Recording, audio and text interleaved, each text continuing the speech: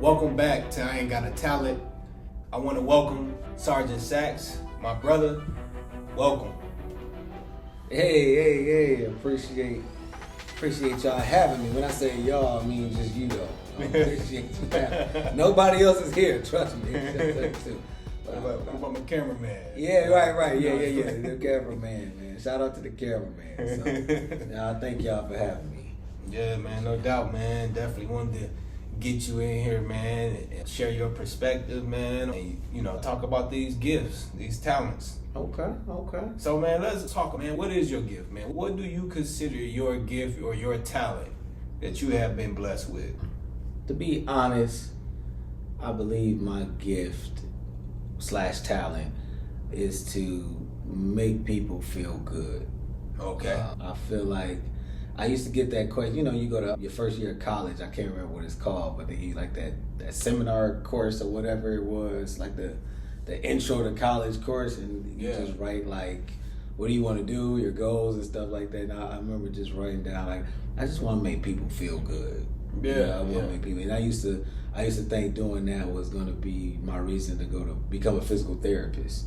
Oh, like, because I'm like, yo, you hurt. I want to make you feel good. Yeah. You know what I'm saying? And it just wasn't really any love in that. So, I am here today making people feel good through music. Okay. Through my saxophone. So, I believe my talent, gift is to make people feel good through music. Okay. Wow, that's different. When you think about, usually a lot of times when we think about like gifts, talents, we think about these things that you do that, people that can see, or that's, kind of, I guess tangible is the word. Physical sometimes. Yeah. Singing or, some kind of sport or something like that. Right. But to make others feel good, that's unique in itself. And man, let's get more into it, man. Mm-hmm. So when did you first discover that you had this gift? I'll say at a young age, honestly. I always seemed to be able to, I'm not going to say at a young age I felt like I was sitting there like, oh man, I make these people feel good. You know what I'm saying? I didn't think about it in that way. But I did notice as a young lad, I was able to communicate with a lot of older people.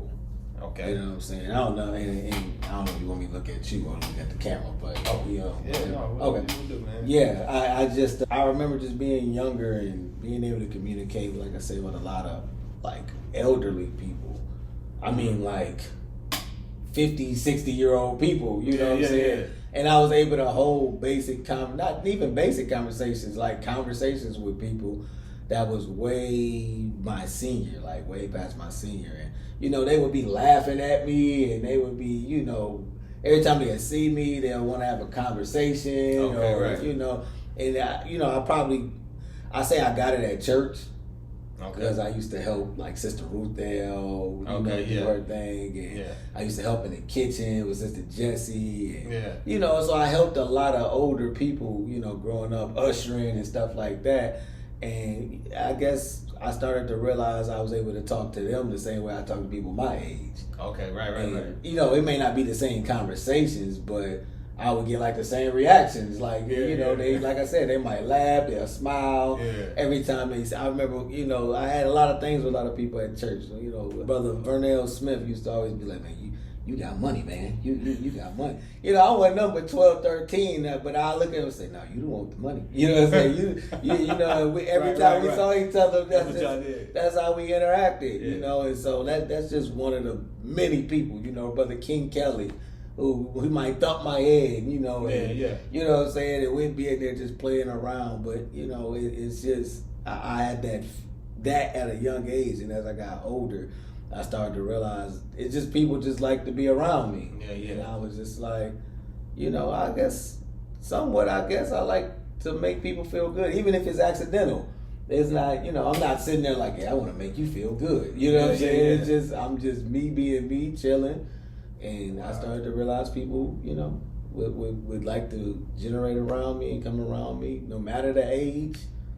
And that's when I kind of realized, hey, I guess I do like to make people feel good. Yeah. You know, not purposely, but that's not my sole purpose to make everybody feel good. But, Right. You know, I'm that type of person. You know, I'm just gonna try to have a good time and make sure, you know, it's a good conversation or whatever they may need. Yeah. Wow. Okay, cool. So throughout the years, thus far, how have you used, or what are some of the ways or avenues that you've used to make people feel good? Like, what kind of things have you done? What has that come through? I know you mentioned now is music. Right. What are other ways that you've done it? Other ways, like just going through the years. Yeah, I guess now that I'm a little older, I would say the previous like 7 years, I got to see people go through some things that I never had to go through, and homelessness, stuff like that, boyfriend girlfriend problem situation. You know, people not having vehicles. I mean, I've been in a situation where I haven't had a vehicle, but I had a vehicle. You know, like if I didn't have my own vehicle, I had mom's vehicle or Keisha and Lamont vehicle. And so I guess like when I moved down to Georgia, I started to really like understand that people needed it, not through just music, but maybe playing video games. Like one of my closest friends, even to this day, we worked together at a First Watch, and every day, because I knew he was going through a lot, I would go to his house, like right after we got out of work. You know, I'd be like, "We finna play Call of Duty?" And he'd be like, "Oh yeah, come on by." I go to Quick Trip. I go grab one of these big cinnamon roll donut, 2 of them. Yeah. And I would always bring him one because he liked them. And I would always bring him one, and we'd sit there and play Call of Duty and NCAA for hours. I mean, I'll look up, it'd be like 8 o'clock p.m. You know what I'm saying? And I understood what he was going through. So, you know, just being, I wouldn't say I got ways of, like, it's not like a strategy that I could think of, but I just feel when I'm around people, I just end up making them feel good. And I'm really good at being adaptable. You know what I'm saying? Like to whatever I feel comfortable with. Like I'm not just gonna, you know, go with somebody and go do something stupid. You know what I'm saying? Right. But you know, I wasn't a really high video game player at that time. I never even played Call of Duty at that time. But he liked to do it. Yeah. And it made me actually like to do it. And our communication got better and better. And, you know, that's one way with him. Another reason, like, my boy, he watched sports shows. Yeah. I never was a sports show watcher. Yeah. But that's how him and I would bond. He was going, car crash, total car, was going through it. And every morning I'll wake up and he'll wake up. And we'd be like, first take, and I'll be like, yup. You know, we'll watch Stephen A. Smith and Skip Bayless and Uncle Shannon and all them. And like I said, I never watched sports shows like that. Yeah. But I knew every morning, him and I, because we lived together, him and I was going to watch our sports show. Okay, yeah. You know what I'm saying? So it's not, I can't really think of something like other than being an everyday person, I guess. To somebody like that. Yeah, everyday person, or just having conversations with people. Yeah. Being around people. Yeah. I see what you're saying. Yeah. That makes sense, man. Yeah. So was like the first time that you've used, no pun intended, but instrument right. to make people feel good? Like, was Yeah. it through, I know you played, you know, basketball a little bit, you know, got into some other sports. You know, that's not like something that you can really kind of make people feel good with. Yeah. A sport, you know, so to speak. Yeah, you get competitive, so. Yeah. You know, unless you're on their team, I guess. Right. Right. Well, I will, you know what, we're going to double back on that because with sports, you're right. Even though I'm not thinking about it, you know, I don't know if you really remember how much me and Aaron used to really play basketball. Like. Oh, yeah. Monday, youth service. Tuesday, church in Northern Shores. Wednesday, still middle school. Thursday, somewhere else. Friday, it was just every day. Yeah. And I do look at some of them situations, too, where I brought people with me. Right. You know what I'm saying? Because I knew that they were kind of going through something. So, you know, I'm just saying basketball because I know we both agree that maybe we couldn't do it through basketball, but when I do think about it, Ken, you know, he's not a basketball player. Yeah. You know what I'm saying? That's like my brother, but it's not a basketball player. But I understand what people are going through and they going through in life. Hey, Ken, we playing ball today. Come on. Yeah, Come on and hoop. Because, you know, he could just be sitting in the crib not doing nothing. Or he could be sitting in the crib going through what he's going through worse. So I will say in that aspect, I am, and you know what, I'm going to actually expand on it a little bit more.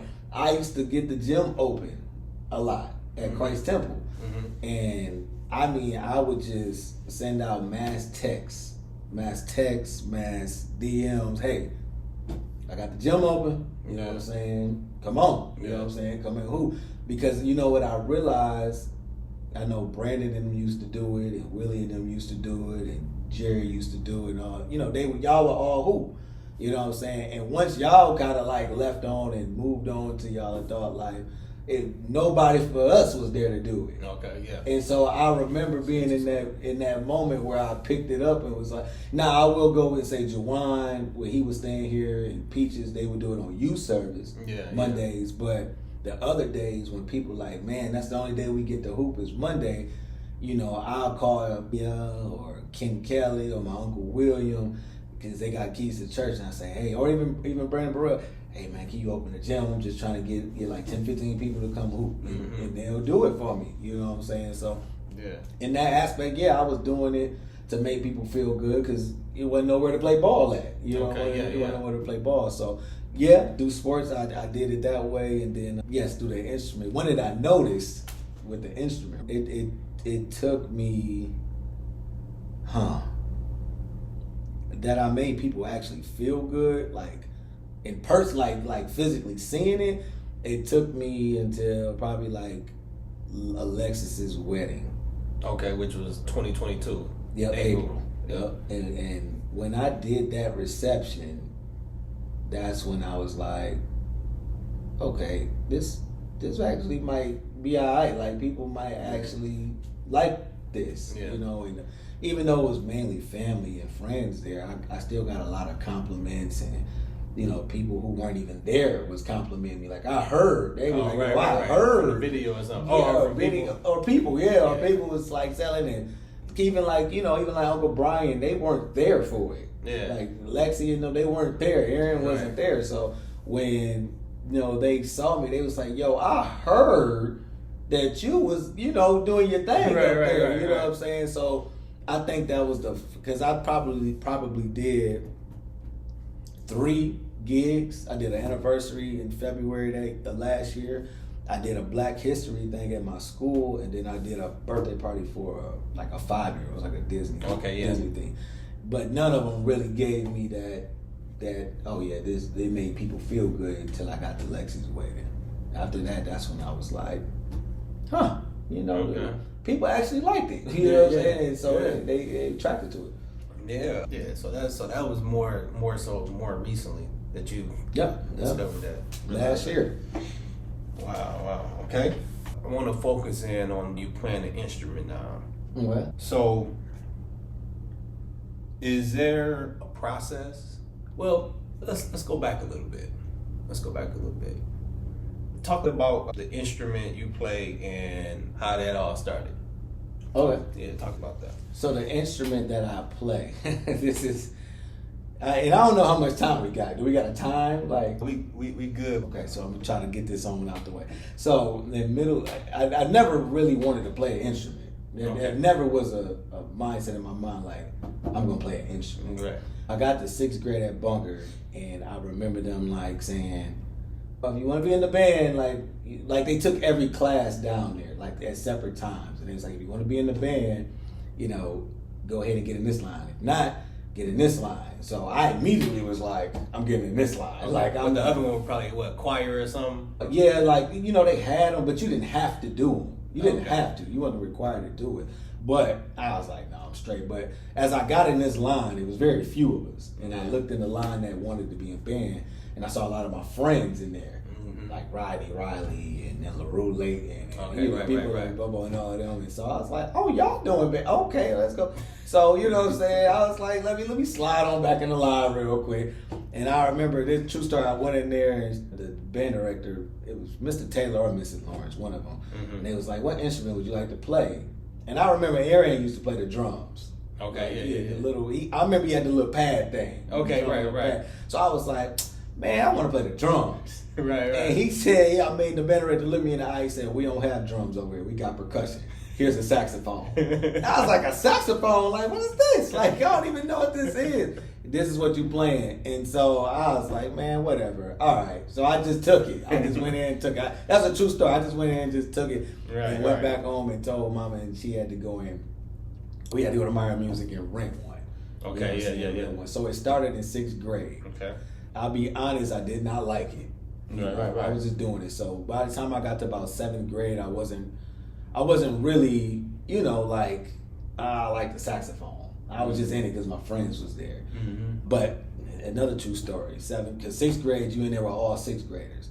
7th grade, some people can get moved up to 8th grade band. Okay. I got to 7th grade band, and I saw 2 people that wasn't there, and I'm like, where'd they go? Oh, they moved up to 8th grade band. Yeah, right. So I said, you can do that? Like, they was like, yeah, they moved up. So I was like, so they think they finna just leave me like that. You know what I'm saying? Like, nah, man, they ain't going down. So that's when I kind of started practicing. And then this girl named Juliana Alvarado. I'm name dropping everybody, by the way, if you ain't noticed. I'm name dropping. Juliana Alvarado was a girl who played the alto like me. And she used to always say, at band you have first chair, second chair, third chair, fourth. I was second chair. And she was first chair. Okay. And she'll beat me again. She'll be like, you'll never beat me, right? I'm telling you. She whispered like somebody did a Steph Curry. Yeah. So like I would have to challenge her on some drumline. I don't know if you remember drumline when you had to challenge when they was in the hallway. Yeah, I used to have to challenge her all the time. And I was good enough to play, but my articulation was bad. I used to slur everything. I never tongued anything. She knew how to tongue. I didn't know how to really tongue like that. Hold on, what does tongue mean? So like you use your tongue like to hit the reed like ta ta ta ta. Like if you don't do that, it'll just be like you just running up and down. It'll never have no articulation, no emphasis on certain notes. Yeah. So she knew how to do that and I didn't. And so when we would play it, I would play it perfect, but I would play it all slurred. She would play the slurred and tongue. So then she'd go ahead and tap me. I told you you'd never beat me. So I said, this lady, I'm gonna get her. I don't care what it takes. I don't care. So that's when I started practicing. I finally got her, and I never let that seat go. And my band director used to say it all the time. He was like, Juliana's first chair, Anthony's second chair, and whoever else was third, fourth. And I was like, why? Why y'all not letting me get you keep slurring everything. So once I got all that done and I beat her, I was kind of satisfied. I was like, that's all I needed. I don't need anything else. Forget them 2 that left for 8th grade. I did 8th grade band. I was in jazz band. I did a solo. A lot of people liked it. Like I got a lot of claps. I didn't know what I was doing, what I was playing. I can't remember at all I remember is it was loud when I got done. Everybody was congratulating me. And I guess that was a time where I was like, okay, your saxophone might be all right. But then 9th grade came and I didn't go to marching band. So because I didn't go to marching band, I had to go to 9th grade concert band. Okay. With a bunch of people that wasn't really suitable for a marching band, even though I was. And, I had a guy in there, Reverend Mike Williams was in there. He was 2 years older than me, I believe. And it was just like me, him, and another guy. I was always in first chair. And it's so funny because I was doing what the girl was doing to me. So he had challenged me, and then I'll beat him and say, Mike, give it up, man. You ain't gonna never get this first chair. Like it'll be a random Tuesday, and my band director was like, all right, we got a challenge. We got a challenge over in the alto sax section. And I'd be like, this dude won't leave me alone, man. Like, you're not going to beat me, man. And I held the first chair the whole entire year and everything. And I wanted to quit. Mama wouldn't let me quit. She said, you got to do a year of marching band. So I was like, oh, my God. So I did my year of marching band. Right. Luckily, I did. because that was the year we went undefeated and we won the state championship. Oh, so, okay. I got to march undefeated throughout the season. Of course, we won all the playoff games. I marched in the snow, marched in the rain, and I marched in Detroit, and I marched at Ford Field. So it was almost like, oh, wow, I didn't know that. Yeah, it was almost like you, like a NBA player that won the championship and MVP, and I did it all in 1 year. Like I marched up through all that in 1 year, and then I was like, I'm done with it. So that's when I started it, and that's when it had ended in my young career. Okay. And it's actually crazy. We hear it. I got to let you know right now before we get too deep. The reason I picked it back up at 24. I stopped at 16. So it's 8 years. Okay. I was in Atlanta, and you text me. I don't know if you remember. You text me, and you was like, man, you was like, you a man of like many different talents or something like that, which is ironic that he's doing this show. Yeah. And I was like, yeah. So I was reading the text. He was like, man, you can hoop, you can golf, you funny. You had a picture, and at that time the images wouldn't come up until you clicked it. And I clicked it, and it was my saxophone sitting on the music stand in the room at Mama house. Oh, wow. And you was like, and you play the saxophone, man, like that's cool and whatnot. And I was like, man, you know what, it is kind of cool, ain't it? You know what I'm saying? And that's when Mama and Aaron had to drive my car down to Georgia and bring my stuff. And right after that, I texted her and said, well, I called her and was like, can you bring my saxophone? Like, she was like, yeah, I'll bring it. And that's when I started playing the saxophone again. Oh, wow. So it's all because of him. Wow. I picked the saxophone back up. Okay. Yeah, that's a true story. That's not made up. That's a true story. Hey, I ain't paying him to say that. Yeah, right. True story. Nah, but that's what's up, man. Wow. I didn't know that. Yeah. Wow. Wow. Okay.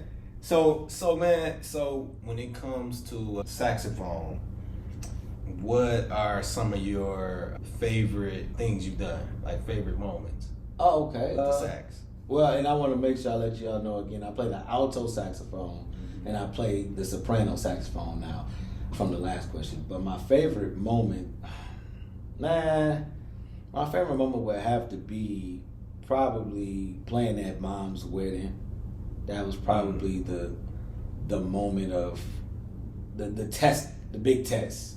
You know, not just necessarily for me, but you know, to do it in front of everybody, that many people, you know, to open up the ceremony, which is big. You open up a ceremony, that means it's like a host at a comedy show. Like if the host is not good, you're gonna be like, oh, the comedies might not be good, you know. So it's like, I didn't even know I was opening up the ceremony. I didn't know at all till I got there the day of, and so that's probably my proudest moment, to be honest. I feel like I did a good job for everything that went on, because my mic wouldn't work. Like I had my own mic, the DJ couldn't hook it up. He was like, yo man, you should put the mic in your pocket. Right. And I was like, no man, like it's too many people in here, they gonna have to hear this. And we had to do so much to try to figure it out, but it all came out in the end. So after all that hard work, I think that was my proudest moment. Okay, yeah. So, that's your proudest moment so far. Okay, or proudest moment so far. Okay, so when it comes to the saxophone, or you can speak on just like you talked about earlier, you know, making people feel good. Have you ever devalued your gift? All the time. Like you ever devalued it? Like, man, this ain't nothing, or this ain't worth nothing, or this ain't cool, or just kind of look down at it, or, you know, talk about that. It's actually ironic. Man, that's a good question, because I got to a point where I had to call this guy. He's one of my closest friends' dad, and he's very successful, and he always writing me or sending me books to read and stuff like that. So I hit him up. It was within the last 2 months. I hit him up and I called him. And I was like, man, I just don't know, man. Like, you know, I don't even know what I need to be doing right now, man. Like, I'm working, I'm refereeing, I'm playing the saxophone. And he's like, well, you know, whatever you do, you know, you're going to have to do it in and go hard. Like do 7 hours a day in it and stuff like that. But I was just trying to explain to him, like, you know, I practice a lot. Not now. I'm not gonna say I practice 7 hours a day. Right. But in my day, you know, I get to about 3 hours a day. And I was sitting back after Granddaddy's birthday party, and I'm like, man, ain't nobody hired me. Like, nobody booked me. Like, you know what I'm saying? Like, what's going on? So I was telling him that. He was just like, you know, it's gonna come. You know, all this stuff is gonna come. And he made me laugh because he said, you know, how long you been doing it? I was like, I only been gigging for a year. He like, man, you just started, man. Like, you know what I'm saying? Like, you think people that get, he would say, you think actors that get commercials just get called backs right after that for shows and movies? And he's like, it's just gonna take some time, man. But, you know, just keep on going. And probably about 2 weeks later, I got like 4 phone calls to play. In Memphis, and I was like, "Did this dude know somebody?" Or something? Like, like, how ironic was that? So, from all the way from November all the way till after I played at Granddaddy birthday party, I didn't play anymore. I stopped practicing all that, and I mean mainly because I had sports going on for refereeing. You get home, you tired, working a full-time job. Right. You know, it wasn't necessarily just I'm devalued the entire thing, but it's like, man, I need to get some sleep. I'm tired. Those type of things, and it went on till probably about the middle of January, and I was like, okay, let's pick it up. So I devalued it probably just recently. Okay. Has anybody played a big part in your gifts being molded? As for my gifts being molded, or are you like getting better at your gifts? Or are you perfecting it, or was it just, you know, like you said, you was in line, you started playing the sax, you got in line, you started playing the sax, and it just kept going from there? Or did somebody like, hey, you need to sit down and work on this, do this, or hey man, keep doing what you're doing? Or right. I think sometimes that's why social media is a good thing and a bad thing, because you know, you'll post a video. Personally, I'll post a video, and I remember I posted a video that I was like, oh, this the one, like this finna blow up. Right. Blow up off this video, and I did not blow up off that video. That was like one of the videos where I was like, yo, I played that so well, it was so smooth, I can hear me getting better, and nobody liked it. And so, you know, social media is one of them places where it can make or break you, you know what I'm saying? So I said that to also say it can break you, but it can make you. So a lot of people on Facebook have showed a lot of support for me. Family, friends, people I don't even know. Like people, you know, that's like, yo, you sound good, or this, that, and the third. And that's where having a mentor is very important. I had a mentor. He's very busy, which I understand. He's gigging. He gigs every single day, so he's busy. I had another mentor who was professional studio albums. He's really busy touring around the world, creating an album. Just came out with an album, if I'm not mistaken. And then now I have a new mentor, and he is a professional player with studio albums and everything, and been on the charts and all that. And he's busy as well. So, you know, but when I'm with him and I, you know, see him and all that, you know, they have nothing but good things to say. It's just I don't consistently see them. I don't get that from really a person that I see consistently, that's hearing me consistently. You know, of course, Randy hears me, but I mean people that's like musically inclined at this moment. That's like that knows music, that can hear it and say, "Oh, that sounds good." That sound not because it sounds good to you, but a musical person will say, "Oh, that sounds good," and they'll know like the changes. They'll know you change your scale to a blues scale, or you played a blues note, or you threw a diminished scale over this chord. Like they'll hear that, and they be like, "Yo, that was dope." You know what I'm saying? Why? What made you do that? You know what I'm saying? You had that whole conversation. So as far as musically inclined people, I don't really get it consistently like I wish I would. But the people that's on Facebook, the family, the friends, and things like that, they definitely keep me going, because everybody's their hardest critic. Oh man, me the hardest critic. You know, I can practice all day. I played today outside in front of, you know, all the people, which I have no problem doing. But you know, I was playing. I was like, yo, this don't sound good. You know what I'm saying? Like, I don't sound good. But to them, I had people stopping. People like, yo, you sound good. And in my mind, I'm like, You know what I'm saying? Right. To me, I don't sound as good as I know I can sound or whatever. So. Right. Yeah, man. No, you right about that. I can relate to that being my own critic about different stuff. Sometimes you don't want to put stuff out. Yeah, exactly. You know, sometimes you like I just put it out and see how it goes. Yeah, see how reaction. Yeah. You know. You get real hesitant. So man, are you working on anything right now? Like project wise? Yeah. Mm-hmm. What are you doing right now? At this moment, I'm still working on me, I guess, as far as the music. You know, saxophone is I'm not just gonna say saxophone. Instruments are I'm not even gonna say instrument. People are it's hard to figure out what you want to go for, I guess. And I'm gonna say it in this way, what you want to go for, because everybody is influenced by somebody. Yeah. I don't care what it is. You influenced by somebody. Mm-hmm. I don't care if it's like you rap. You may try to rap like somebody or sound like somebody, or your cadence is like somebody. Mm-hmm. Your beats is like somebody. It's something about you that's going to be similar to someone else. Mm-hmm. And so I'm in that situation right now playing a saxophone where I'm like, what sound am I going for? Because if you ever listen to people play the saxophone, which I wish I would have done it at a younger age, listen to more people play the saxophone, because I didn't. There was only one person. His name is Kenny G. Oh, yeah. And listen, how many saxophonists can you name? Kenny G. What's his name? I don't know. You got to tell me. Is it Tyndale? I don't know. I don't Tyndale. I can't think of the guy's name. Do you think you can name 10 to 15 saxophonists, like, immediately? No. But he can name Kenny G. Right? Oh, yeah. And I'm only saying that for this one reason. I play the soprano saxophone, which that's what Kenny G is famous. He can play all of them, but that's what he's famous for. And it's just, when I was younger, I probably wouldn't have stopped playing the saxophone.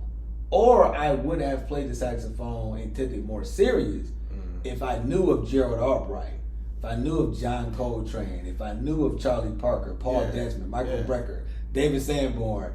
I could go forever. So you can name Grover Washington, like whoever I need, Maceo Parker, Cannonball Adderley. These are people who Stan gets all the way back in the day. Johnny Hodges. I could go forever. Okay. If I was to really be aware of all of them, right, I would have probably been like, so you mean and this is a true story.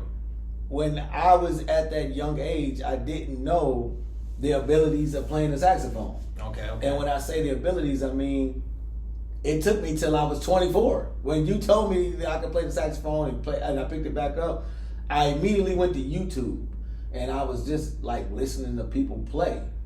And I was just like, how is this guy playing this? Like, what's the sheet music? Because in band, you got sheet music. Right. And even though you're in marching band and you learn it by memory, it's because I learned it from sheet music.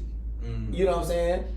I watched a guy named Vendale Andrews. He's a wonderful saxophonist, young saxophonist out there in Texas. And I remember commenting on him. I was like, yo, man, what's the sheet music to it? Yeah. And he didn't comment to me, but he commented to somebody else like prior to that. And he was like, I played it by ear. I don't have sheet music. And I was like, played it by ear? Wow. What you mean played it by ear? Like, right. So I literally was lost. Yeah. That he said play by ear. I was like, play by ear? I picked the saxophone up, put that song on, and I literally started playing with the song. Mm. And in that 1 second, or one moment I should say, I realized I never needed sheet music. Right. And I could play any song that I hear. Wow. In middle school and in 9th and 10th, I didn't know that. I just knew I needed sheet music. Put sheet music in front of you. Put the sheet music in front of me, I could do it. Right. But if I was to know what I know now, Derek Oaks is a perfect example. Derek Oaks in Muskegon. Wonderful saxophonist. He had a sound that Shout out to Derek. All 10 of us would have a saxophone, and he would play. You would hear the difference. Yeah.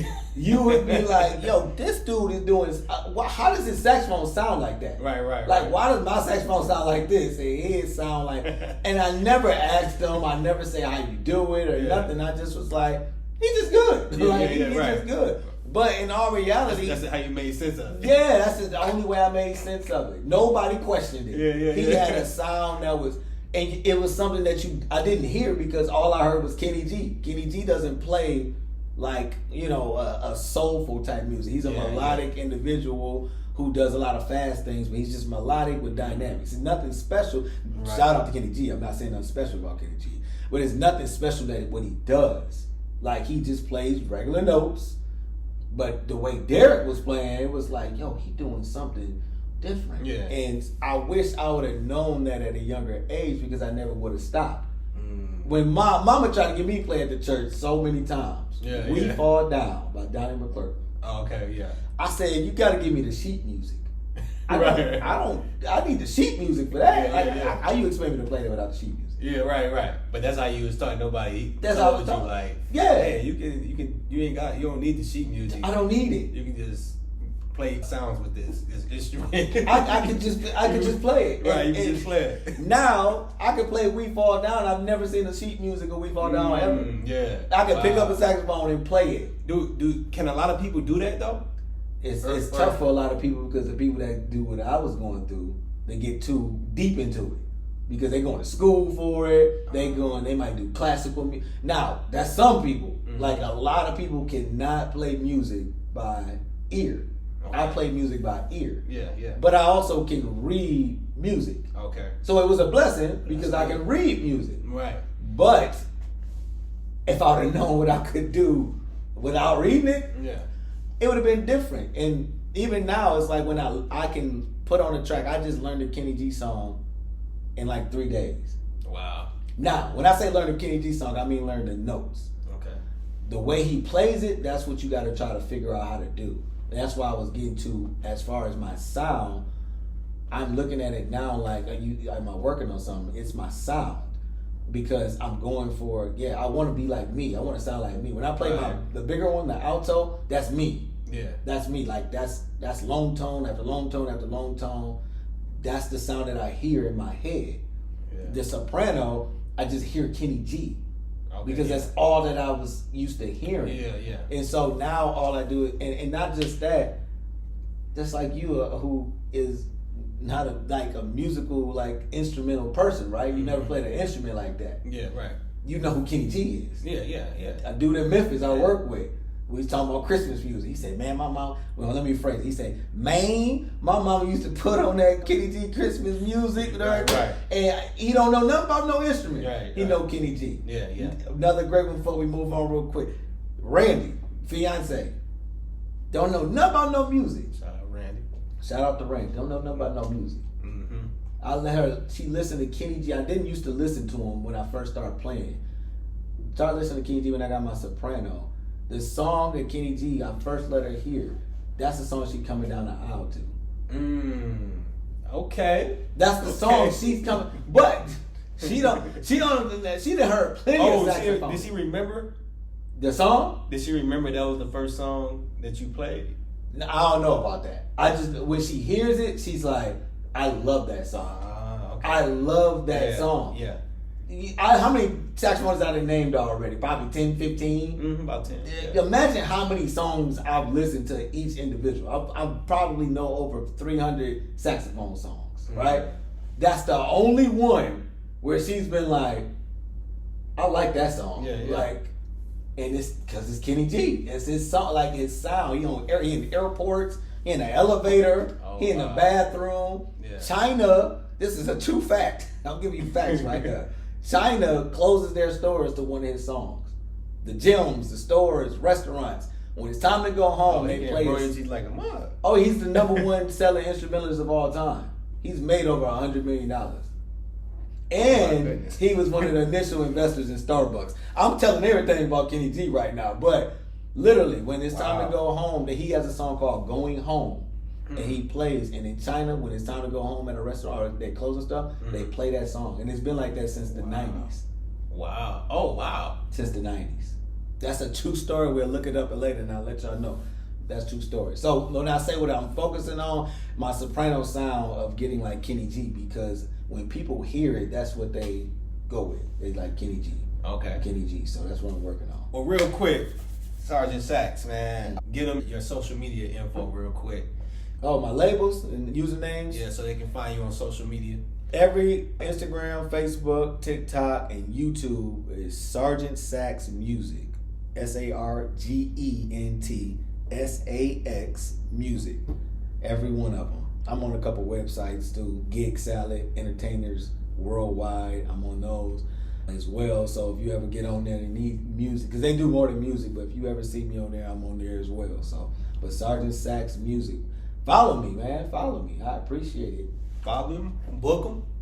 Hey, I'll let him. You know, like he said, book, and that's crazy. I don't even ask people to really book. I just say follow me because it makes me go a little bit harder. Yeah, you know what I'm yeah. saying? Like I got people following me. Let me see what I can do. With it, you know, so. All right, well, man, I appreciate you coming on, man. I know you in town, you know, so I like, man, let me schedule bro real quick. Get him in. So, I wish we could have went longer. Man. Hey, man. Who knows? We might get back in here We can again. do a part 2. Yeah, man. Yeah. So check me out. I'm playing at John Covington's birthday party on Saturday. So. Oh, look at it. Okay, got a gig. Okay. Yeah, I got a gig. So. All right, I ain't got a talent. Peace.